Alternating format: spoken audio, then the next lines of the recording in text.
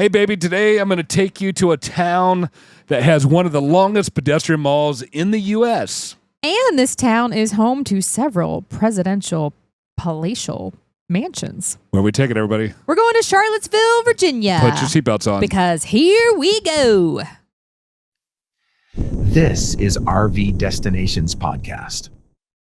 Hello and welcome to the RV Destinations Podcast. I am Randy B. Hummer, president of RV Destinations Magazine, here with the lovely and talented editor-in-chief of the magazine, Caly. I thought you were going to say Charlie, our dog, because she is bumping around behind me. She keeps adjusting. We'll say hello to everybody. Hello, everybody. We'd like to thank you for joining us, whether you're joining us from YouTube or the audio podcast. And we have a special guest on the show today. She's been with us since basically day one. Day one, yes. Of the podcast, anyway. Yes. Well, pretty close to the magazine as well. Yeah, absolutely. Right. So we have Whitney O'Halek. Hi, Whitney. How are you doing?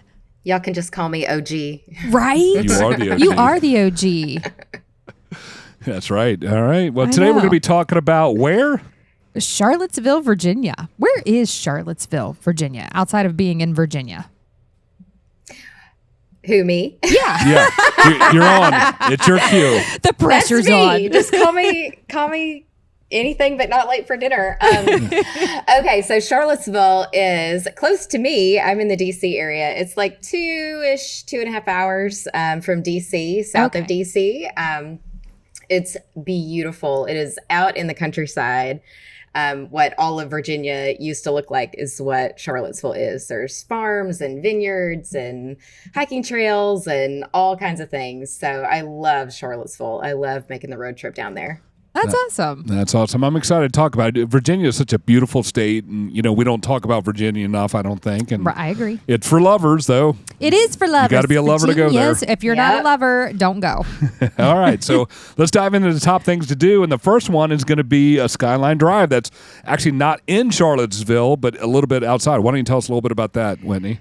So you might be taking Skyline Drive if you are headed to Charlottesville. It's about 30 minutes away from downtown Charlottesville, but it's the long, Skyline Drive is kind of famous, so you've probably heard of it, but it's the long drive through the Blue Ridge Mountains.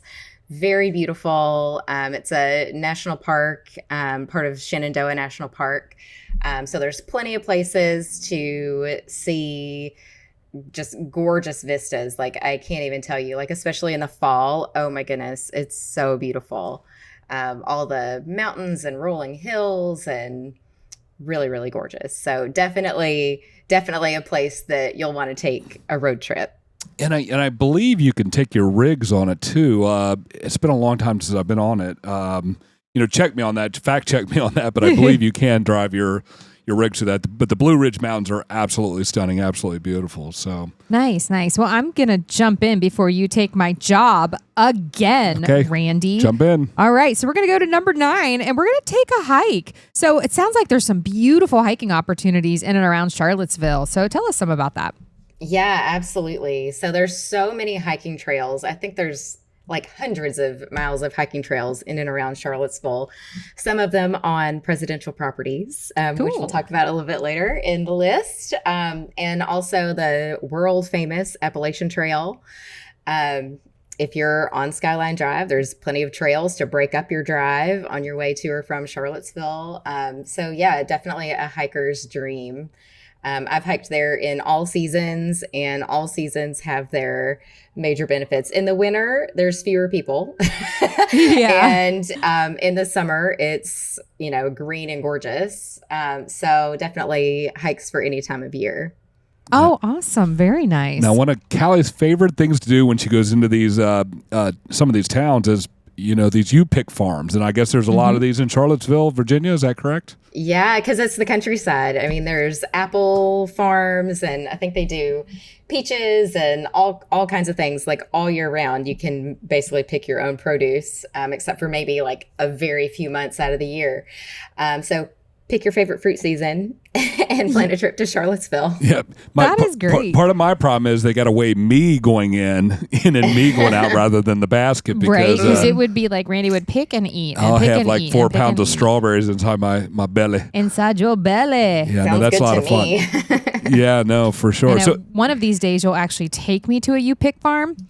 It will happen. Yeah, keep on your breath. So are there a lot of them in the area, or is it just one specific one in the area that you recall? Yeah, there's several in the area. There's one in particular that is close to Thomas Jefferson's Monticello. At the moment, I cannot recall the name. Okay. But again, with like peaches, strawberries, apples, plums, your favorite, literally pick your favorite fruit and then plan a trip to Charlottesville. It's a nice place to go and pick your own. Yeah, yeah. So one that popped up is Carter Mountain Orchard. That's one. Yep. Okay. Thank you for checking that. Yeah. So when you've got your belly full of all of the you pick that you can pick, then why don't you just head into town and do some local shopping? So is there like a particular area that's really kind of condensed that's great for shopping, or do you just recommend going anywhere? Yeah, so downtown, Old Town Charlottesville is the place to go. There's all kinds of like unique and local boutiques, kind of like quirky shops. And of course, you can find preserves from all of those fruits around, locally made, honey, all that kind of stuff. So anything that you're interested in, you will find at some of these shops, especially if you're into shopping local. Charlottesville is a great place to go do that. I'm very into shopping local. It's like a huge thing for me. So I am too. And this is like a beautiful, beautiful downtown area. So, I mean, it sounds like you could really make a day of it with shopping and dining and walking and perusing and just enjoying this cute little town. Oh, yeah, absolutely. Plan to spend a whole day just in downtown Charlottesville. Nice. Now there's a pretty decent winery scene there, isn't there, as well? Yes, absolutely. There are several wineries in Charlottesville. Virginia, let me get this right. So Virginia is one of the top 5 wine producing states. What? I did not know that. And yes, it is true. And y'all can even fact check me. And I think she is. A lot. And so there's tons of vineyards in this part of Virginia. So Virginia is massive, like it's a huge state. But this particular area in kind of like central Virginia is kind of known for their wines and their grape growing. That's really interesting. I even found online a winery map of Virginia listing all the wineries. Ooh. I had no idea that there were that many. Yeah, I mean, just on the Monticello Wine Trail, which is in Charlottesville, there are over 40 wineries and vineyards just on that one wine trail. Well, this is my cup of wine glass. I now, I know you don't drink, but were there any of the vineyards that actually stood out that you heard a lot of people talking about it that maybe come up in conversation several times, or? So I'm not a wine drinker, but I love grape juice. I'm like a toddler. I love grape juice. So I can't think of any of the names of any in particular. I just remember drinking all of the grape juice again, like a 3-year-old. So you can actually drink grape juice at these places? Yeah. Pretty much any winery is also going to have grape juice. Well, I mean, isn't grape juice just unfermented wine? It is, but I guess I never really thought that they would serve grape juice too, but that's kind of cool. Yeah, a lot of them do, yeah. Yeah, so it probably has its own variation and tastes as well. Think about that. That would be a good marketing play. You could try it before and after. Right, exactly. Here's what it takes place before and after. They should hire y'all. Exactly. We are marketing geniuses. Yeah. Although I'm not drinking much anymore. I never did really drink wine, but I'm not drinking much anymore either. So I've been cutting way, way down. But yeah, I need to not drink so much. That's where I'm at in life. But all right. So we've got some presidential palatial mansions here in the area. And there's 3 of them, I think? There's 3, yes, in Charlottesville. So probably the least known, but one of the most interesting to me is James Monroe's Highland Estate and Gardens, because only like one very small part of it is original. But the rest of it was destroyed in a fire.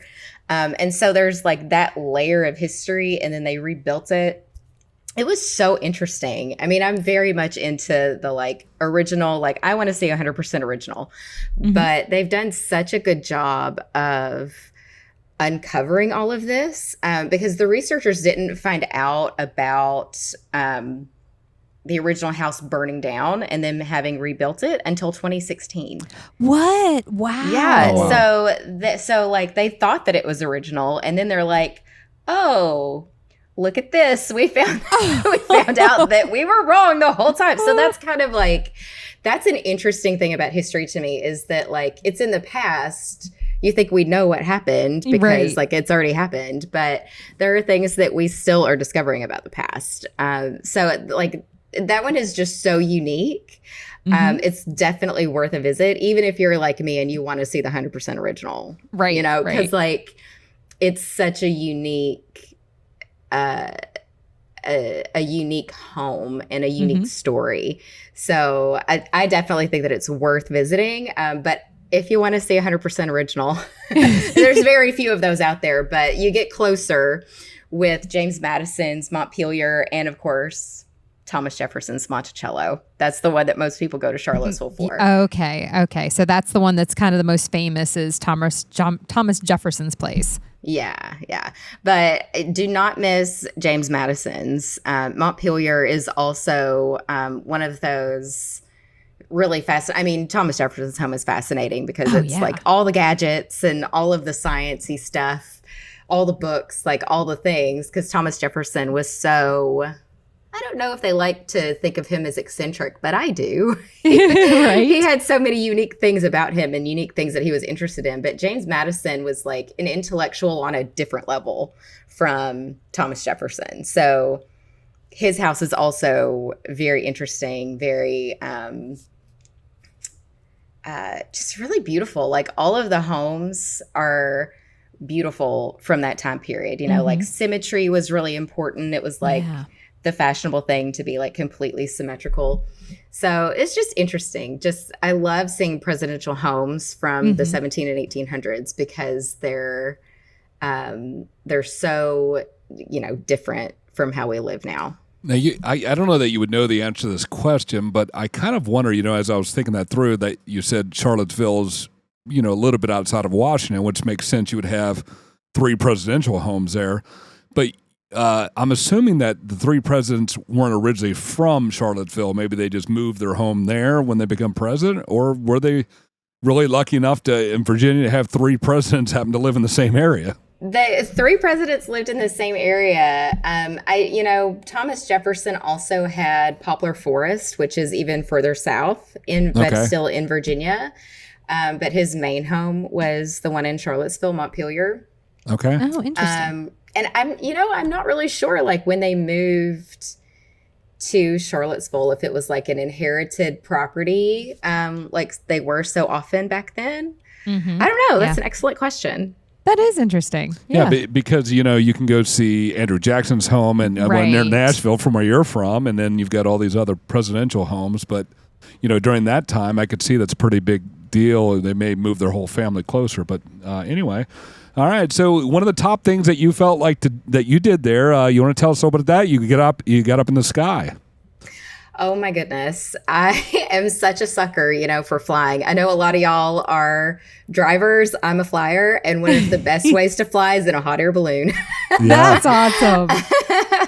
And it was gorgeous. I went with a girlfriend. We went in the fall. And so seeing the leaves, and it was like just past peak, but still beautiful. Seeing the mountains like in the distance. Oh, it was really gorgeous. You got to see Montpelier from the air. You can't guarantee that every time because a lot of it depends on the wind, but they try to put you over at least one of the presidential homes so that you can see it on every flight. And so, yeah, the hot air ballooning was just one of the best travel experiences that I've ever had. So I highly recommend it. It's so peaceful. I think that's the best way to describe it. You know, you go up, you don't hear engines, you hear the torch occasionally being lit, but when they let off the torch, it just becomes so just, I don't want to say eerily quiet, baby. You're the descriptive one. What do you call it? It's not. It's just a peaceful quiet, because when you're up there and you're in areas that you cannot be by roads, so you're going over farmlands or hills or mountains and you're away from everything. You don't hear traffic noise. You don't hear people talking and construction sounds. It's just you and the air and the occasional when the burner comes on, and it's incredible. And then just to float through the air like that, I mean, just to literally be hanging from a giant fabric balloon filled with hot air.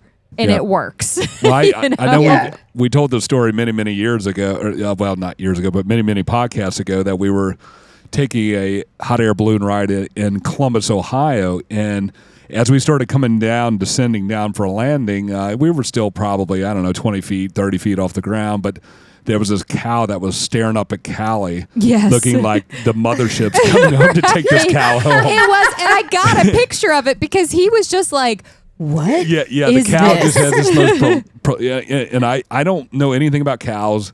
We live in Kentucky. There's a lot of farms here, but I don't know anything about, do cows have expressions and stuff like that? But if you look at this picture, if we can find this, we got to give this to Bo to let him put it up there if we can find it.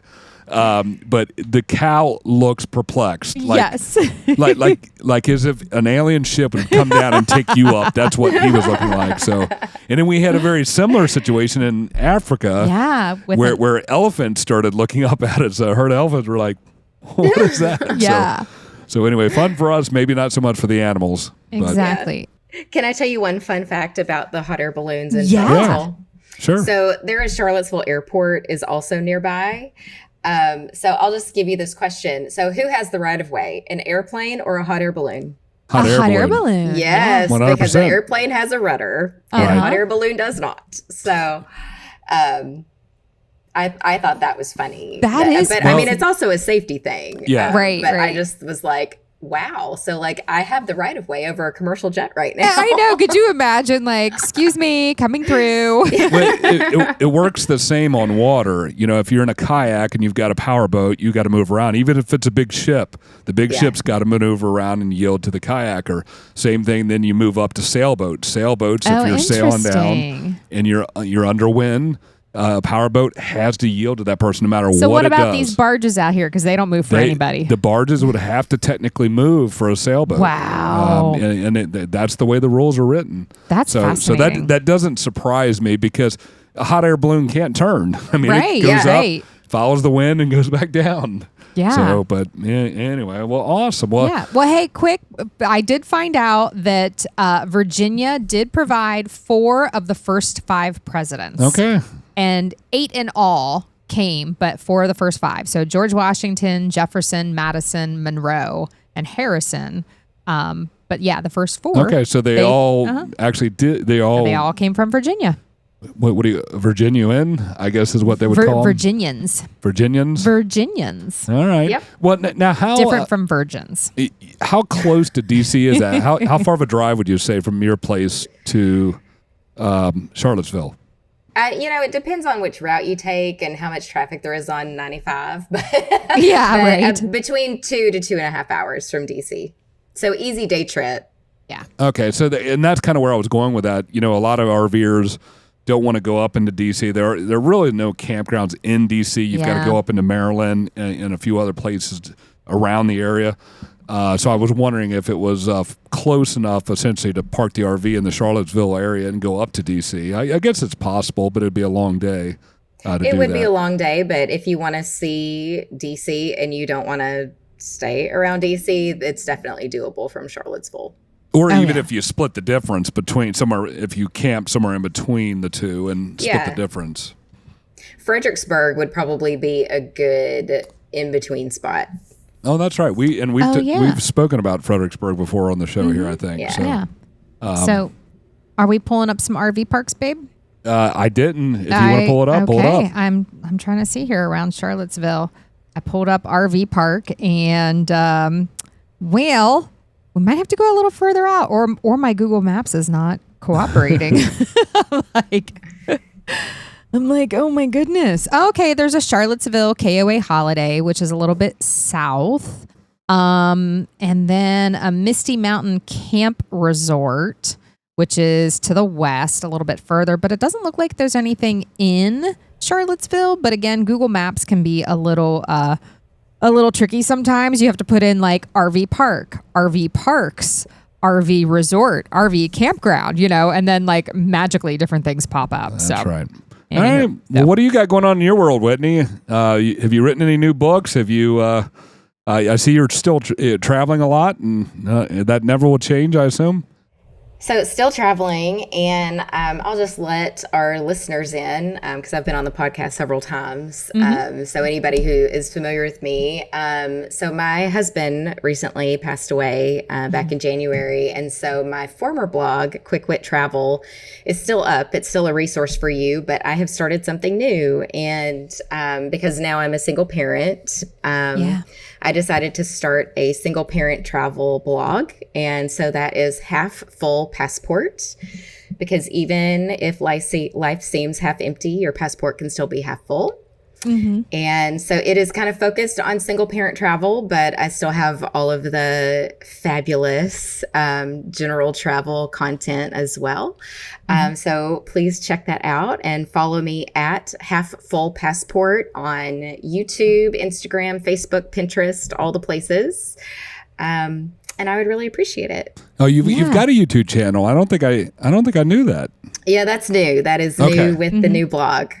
Okay, very cool. exciting. And we, honestly, we hear all the time about specifically single women RVing. And so that's a thing. And it should be a thing. Right, it should be a thing. And even, I know your approach is as doing this as a single parent, but I think somebody could even, who is just single, take that information and still use that information and navigate. Yeah, absolutely. And I have traveled solo since I was 20. Yeah. So there's definitely that perspective from me on it as well. Well, and I know Caly and I were so glad to see that, after such a tragic event, you getting right back out there and traveling as if, I don't want to say as if nothing happened, because I know something very tragic happened to you and to your daughter, but you kept doing it. You're like, this is the love that we have, a love for travel. We're going to keep doing it. And so we just love to see that and love to continue to watch your journey. Yeah. So we only say there's one person in the world that travels more than us, and that's Whitney. It is Whitney. So, yes. and by the time her daughter is 10, she'll probably be more traveled than us. She probably already is more traveled than us. Probably. All right. Well, thank you for coming on the show. We appreciate it. And that kind of wraps everything up for Charlottesville. And we appreciate you coming out. You want to take us out? Yeah. So thank you so much, Whitney, for joining us today and talking about some of the top things to do in Charlottesville, Virginia, which sounds like so much fun. And we want to thank all of you out there for joining us in here today, whether you're listening to us on the podcast, wherever you find your podcast, or you're checking us out on YouTube. We really, really appreciate it. Be sure to subscribe to our YouTube channel so you're always up to date with great new information and content that we're putting out. Continually check our website because we're doing a lot of really cool behind the scenes stuff that is going to be coming to you very shortly. Some amazing search features so that we can truly be an incredible resource for RVers when it comes to destination content. So be on the lookout for that at rvdestinationsmagazine.com. Don't forget that if you use that code podcast20 when you subscribe to our magazine and use that code podcast20 at checkout, you're going to save 20% off any of our subscriptions. But more than anything else, thank you. Thank you guys so much for joining us and always listening. We appreciate it. Safe travels. Safe travels, y'all.